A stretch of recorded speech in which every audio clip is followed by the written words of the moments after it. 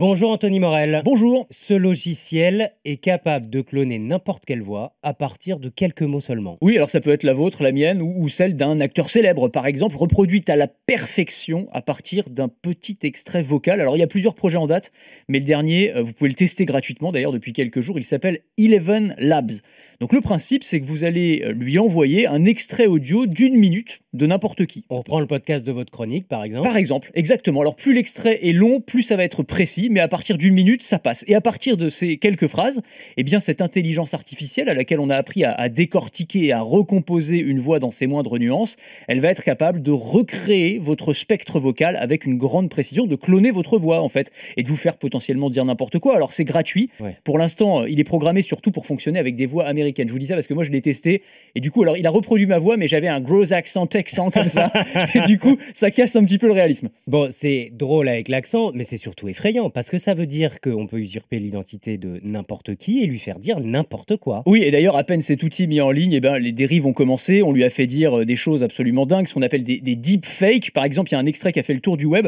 On y entend une star du cinéma, Emma Watson, qui lit des extraits de Mein Kampf. Ah oui. Voilà, alors c'est vraiment sa voix, on la reconnaît parfaitement, sauf qu'évidemment, c'est pas vraiment elle qui lit ça.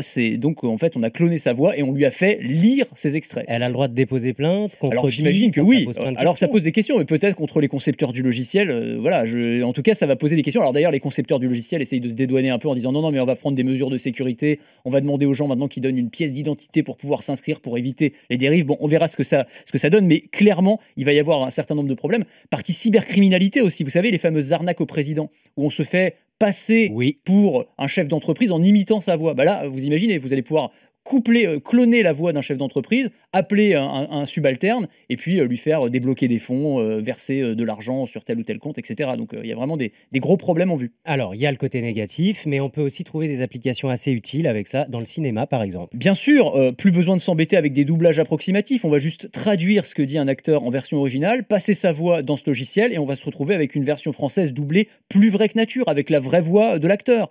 On va aussi pouvoir s'en servir pour ressusciter la voix d'un acteur disparu ou la voix de jeunesse d'un acteur qui a vieilli. Autres applications, les livres audio qui vont pouvoir être lus à un enfant en utilisant la voix de ses parents par exemple, la traduction instantanée, vous parlez en français et votre interlocuteur va entendre votre voix mais en japonais.